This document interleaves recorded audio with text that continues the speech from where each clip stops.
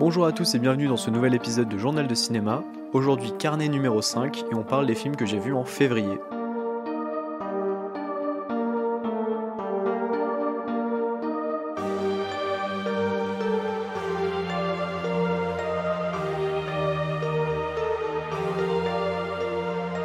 Je représente rapidement les carnets, ce sont des épisodes spéciaux qui me permettent de revenir assez brièvement sur des films dont je n'ai pas parlé dans le podcast et des films qui m'ont plutôt marqué positivement ou négativement, en bref des films assez divers que je souhaitais vous présenter.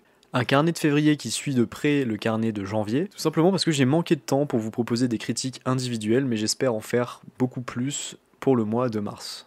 Et en parlant de critiques individuelles, le premier film dont je vais parler aurait très bien pu avoir son épisode dédié, et ce film c'est Uncut Gems, la nouvelle réalisation des frères Safdie, qui est disponible sur Netflix depuis le 31 janvier 2020. L'histoire c'est celle de Howard, interprété par Adam Sandler, un bijoutier new-yorkais endetté qui s'enlise petit à petit dans des combines d'argent, mais qui rêve de ce que pourra lui rapporter la vente d'une pierre brute qu'il vient de recevoir d'Éthiopie. Au casting, on retrouve Idina Menzel, Judd Hirsch, Lakeith Stanfield ou encore dans leur propre rôle, The Weeknd et Kevin Garnett. Et Uncut Gems, on en a beaucoup parlé en fin d'année dernière lors de sa sortie en salle aux États-Unis, notamment parce que beaucoup voyaient en Adam Sandler un concurrent très sérieux à l'Oscar du meilleur acteur. C'est également un des films les plus attendus distribués par Netflix, après la fournée de fin d'année dernière qui comprenait The Irishman, Marriage Story, Klaus ou encore Les Deux Papes, tous nommés aux Oscars dans diverses catégories. Et malgré un accueil critique extrêmement favorable outre-Atlantique, le film a été totalement oublié par l'Académie des Oscars. Et j'ai un sentiment assez partagé vis-à-vis d'Uncut Gems, tout simplement parce que je l'ai apprécié, mais que j'avais regardé pour me préparer en quelque sorte Good Times des frères Safdie, film dont j'avais déjà parlé dans un carnet et qui est le film précédent des frères Safdie, et honnêtement sans doute mes attentes ont été influencées par la hype ambiante qui entoure le film, mais j'ai finalement pas eu l'impression de voir une œuvre qui était bien meilleure que la précédente. Et justement, je me demande même si j'ai pas préféré Good Times à Uncut Gems. Alors bien sûr, Adam Sandler joue extrêmement bien, et ça fait plaisir de le voir dans un rôle différent des horreurs dans lesquelles on en retrouve d'habitude. Une autre performance que j'ai bien aimée, c'est celle de Kevin Garnett, qui est une légende de la NBA à la retraite, et qui joue son propre rôle, et qui s'en sort vraiment bien, qui tient son rôle. Clairement pas la plus grande performance d'acteur de l'année, mais assez étonnante, et elle fonctionne. On retrouve, comme dans le film précédent, le rythme assez suffocant, et cette mise en scène nerveuse qui peut se montrer vraiment stressante pour le spectateur, et qui a pour but de coller au stress et à la nervosité du personnage principal et des situations qu'il vit. Si je devais décrire le scénario, je dirais que c'est un millefeuille d'emmerde, voilà, il n'y a pas d'autre mot, qui donne une situation qui semble totalement inextricable pour son protagoniste. J'aime beaucoup la manière dont les frères Safdie ont tendance à écrire leur scénario, parce qu'on sent l'étau qui se resserre petit à petit sur le personnage et on se demande vraiment pendant tout le film comment il va réussir à s'en sortir, ce qui permet petit à petit de faire monter la pression. Gros point fort du film partagé avec le précédent aussi, c'est la musique de When a Trick's Point Never à la BO, qui une fois de plus fait un très bon travail de grande qualité. C'est justement le plus grand reproche que j'aurais à faire au film, c'est qu'il se démarque très peu de son aîné et prend la forme d'un film un peu miroir, qui est beaucoup moins émouvant que pouvait être Good Time, notamment grâce à sa fin, mais plus extrême dans son hystérie et sa dimension effrénée. Si vous avez aimé justement Good Time, vous aimerez bien celui-ci, c'est une évidence. Et si vous voulez découvrir les frères Safdie, eh bien vous préférez peut-être Uncut Gems parce que vous l'avez découvert avant et que ce style-là vous sera moins familier. Et c'est peut-être assez subjectif, mais je pense vraiment que j'ai moins apprécié ce film que beaucoup de gens du fait que je connaissais déjà Good Times et que c'était pas une découverte pour moi le cinéma des frères Safdie. En conclusion, je pense qu'on a quand même affaire à un très bon film, un peu en deçà de mes attentes, mais il est porté par cette cadence assez infernale et son acteur principal qui donne beaucoup de sa personne pendant ces 2h15.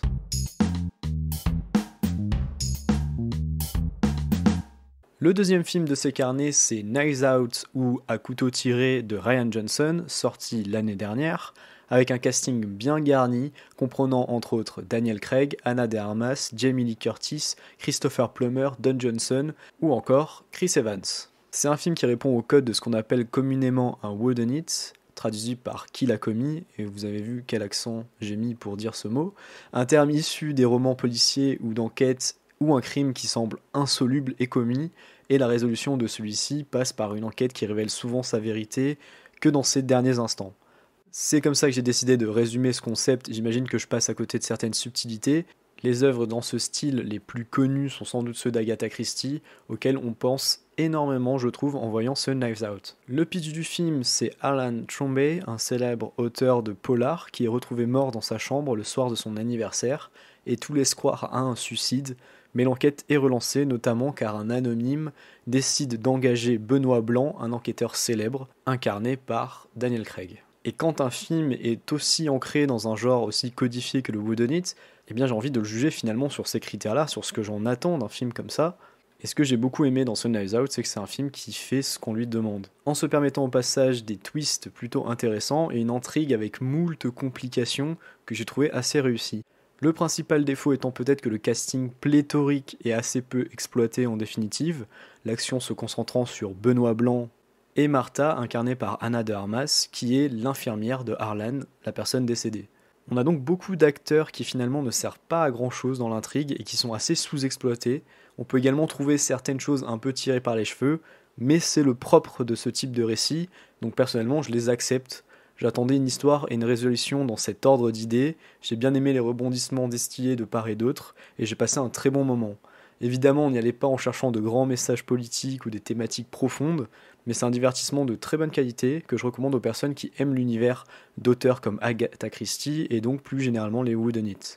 Par contre, si vous n'êtes pas disposé à croire les nombreux twists du film, à vous imprégner finalement de cette enquête un peu alambiquée, de cet enquêteur qui a l'air de tout savoir, tout en donnant l'impression d'être un peu un imposteur, eh bien ce film ne sera pas du tout fait pour vous et vous pouvez passer votre tour.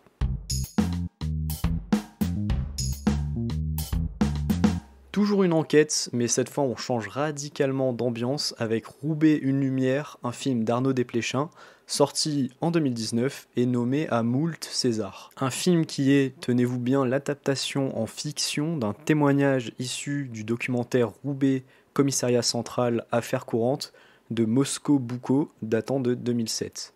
En utilisant comme point de départ ce témoignage, le film nous entraîne aux côtés de la police de Roubaix, dirigée par Daoud, incarné par Rochdy Zem, et son lieutenant fraîchement arrivé, joué par Antoine Reynards, police qui enquête sur l'assassinat d'une vieille dame, voisine de deux jeunes femmes interprétées par Léa Seydoux et Sarah Forestier. Multi-nommé au César et prix du meilleur acteur pour Rochdy Zem, c'est la première incursion de Monsieur Desplechin dans le genre polar policier, avec donc une affaire tirée de faits réels, et dont je n'ai pas vu le doc dont il est inspiré. Ça donne un film plutôt réussi, pas un grand film c'est évident, mais une plongée assez intéressante dans la ville de Roubaix, avec une galerie de personnages assez étonnante il faut le dire, et tous unis par un statut social très précaire. C'est donc dans les rues de la ville de Roubaix que l'essentiel du film se déroule, une ville qui est réputée pour sa grande pauvreté, et même si le film est parsemé de plans assez intéressants sur la ville, je trouve qu'elle est finalement trop peu exploitée. On aurait aimé peut-être déambuler plus longtemps dans ces rues. D'autant plus dommage que Desplechin est originaire de cette ville, et je pense qu'il avait bien plus à nous raconter à son sujet. Autre élément qui m'a un peu perturbé, voire même beaucoup, c'est d'avoir mélangé acteurs pro et amateurs. Le fossé entre leur façon d'interpréter leurs personnages est beaucoup trop criant, je trouve. Pas nécessairement qu'ils jouent mal, mais leur registre de jeu entre le trio d'acteurs principal et ces acteurs amateurs, eh bien, il est bien trop différent pour donner l'illusion qu'on assiste à la réalité. Les nombreuses scènes d'interrogatoire, notamment avec Rochdy Zem, on a l'impression en fait que les acteurs jouent dans deux scènes différentes. D'autant plus dommage que son interprétation et celle de Léa Seydoux et surtout Sarah Forestier sont vraiment de très très haute tenue. J'imagine quand même que son but était de renforcer l'aspect social de son film, qui n'est du coup pas seulement un polar, mais tout dans le scénario ne marche pas à 100%, notamment le personnage d'Antoine Reynards, dont je n'aime pas trop l'interprétation, et son histoire de flic qui doute, qui est complètement sous-exploitée et assez peu intéressante. A noter la photo, notamment dans les scènes nocturnes, qui est très réussie et qui donne un cachet un peu ténébreux au film que j'ai beaucoup aimé.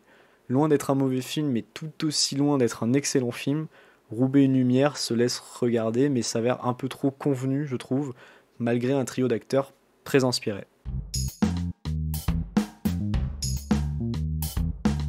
Alors je sais que dans ces carnets, je parle beaucoup de films finalement assez récents, mais c'est parce que j'ai beaucoup de rattrapage à faire de l'année dernière. Mais là, promis, je vous parle d'un film de 2006, Bug de William Friedkin. Un scénario très difficile à résumer car c'est un film qui repose beaucoup sur son étrangeté. On suit Agnès, incarnée par Ashley Judd, une serveuse vivant dans un motel vétuste, Son ex-mari violent vient de sortir de prison et elle fait la rencontre d'un homme mystérieux et solitaire appelé Peter, qui est interprété lui par Michael Shannon. Peu à peu, des insectes vont commencer à apparaître dans ce motel où vivent du coup ces deux personnes. Un film qui était sur ma liste depuis très longtemps et qui est réputé pour son côté atypique, c'est un faux huis clos parce qu'on sort quelquefois de la maison, adapté d'une pièce de théâtre de Tracy Letts, qui est un acteur, scénariste, dramaturge qu'on a vu récemment dans Pentagon Papers, ainsi que dans Le Mans 66. Le thème de Bug et sa mise en scène m'ont parfois rappelé David Cronenberg, qui a sans doute été une grande inspiration pour Friedkin lorsqu'il a imaginé le film et dans son intention. Sans en dire trop, c'est un film qui parle de maladie mentale, d'isolement et de marginalité, et qui va instaurer du malaise en alternant des scènes tellement improbables qu'elles en deviennent comiques, du gore ou encore des dialogues surréalistes. C'est un cocktail qui est clairement casse-gueule, mais je trouve que le talent de Friedkin permet de rendre l'ensemble assez captivant, et on a vraiment envie de savoir où cette histoire va nous entraîner, et quel sort est réservé à nos deux personnages. Les deux acteurs centraux ont d'ailleurs un boulot très compliqué et s'en sortent très bien, malgré des séquences qui leur demandent de donner beaucoup de leur personne. Le personnage de Peter et sa façon de rentrer dans la vie d'Agnès fait d'une certaine manière écho à ce qui est peut-être mon film préféré de Friedkin, Killer Joe, qui est lui aussi adapté d'une pièce de Tracy Letts, avec le personnage de McConaughey qui incarne un élément perturbateur par sa présence et ses actes qui va peu à peu s'immiscer dans la vie d'une famille. Et là finalement le ressort est un peu le même avec le personnage de Michael Shannon qui petit à petit va se montrer de plus en plus invasif. Autre chose que j'ai beaucoup aimé, c'est que c'est un long métrage qui laisse libre cours à l'interprétation du spectateur sur de nombreux éléments du scénario. Comme j'ai très peur des ayatollahs du spoiler, je ne me risquerai pas à en dire trop, sinon que c'est un film qui fera clairement pas l'unanimité, mais ça reste une expérience étonnante et intéressante. Un film qui dans tous les cas ne laissera pas indifférent et qui mérite donc qu'on y jette un coup d'œil.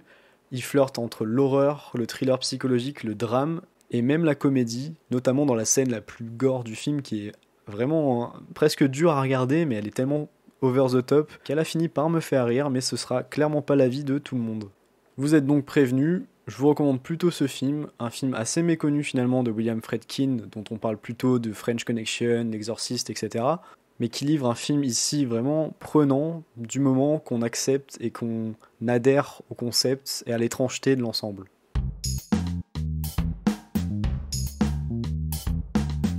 Et j'ai donc gardé le moins bon pour la fin, un film français malheureusement sorti là aussi l'année dernière, que j'ai regardé un peu par curiosité, un film de Grand Corps Malade et Mehdi Idir, intitulé La vie scolaire. Un des succès du box-office français de l'année passée, qui nous plonge dans le quotidien d'un collège difficile de Saint-Denis. On y suit Samia, incarnée par Zita Enro, une CPE fraîchement débarquée, et Liam Pierron, alias Yanis, un des jeunes du collège, ainsi que les surveillants, dont Dylan, joué par Alban Ivanov. C'est un film qui a reçu un accueil relativement positif de la part du public, et que j'ai trouvé personnellement pas si bon, voire même mauvais. Déjà, c'est une comédie dramatique au sens propre, c'est-à-dire que sous couvert de comédie, l'objectif est de raconter une histoire plus tragique. Et le gros problème que j'ai eu, c'est que ni l'un ni l'autre ne fonctionne vraiment.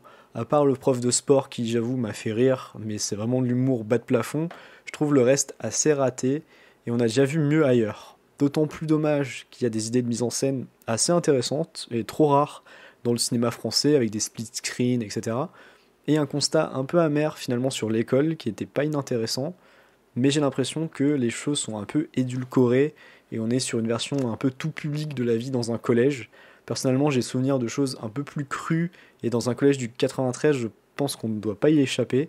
Tout est un peu trop gentil dans le film, notamment le personnage de la CPE que j'ai trouvé vraiment complètement raté et peu crédible, et je n'ai jamais vraiment réussi à rentrer dans son jeu d'actrice en fait. Le jeu de l'actrice Zita Enro, je ne l'ai pas trouvé très bon.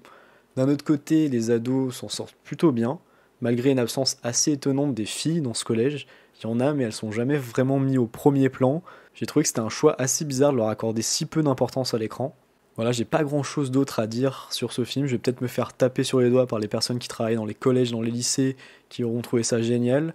Mais je pense que c'est un film que je vais assez vite oublier et qui ne devrait pas rester dans les mémoires collectives très longtemps, à mon humble avis. Et c'est l'heure pour cet épisode de s'achever sur ce mini-avis assez négatif. Je vous remercie de m'avoir écouté, j'espère que ce podcast vous a plu. N'hésitez pas à vous abonner sur la plateforme d'écoute de votre choix, que ce soit Deezer, Spotify, Podcast Addict, Apple Podcast, plateforme sur laquelle je vous invite à mettre 5 étoiles, ça m'aiderait beaucoup, ça me ferait très plaisir. Je vous remercie encore une fois de m'avoir écouté, et je vous dis à plus pour le prochain épisode. Bye bye.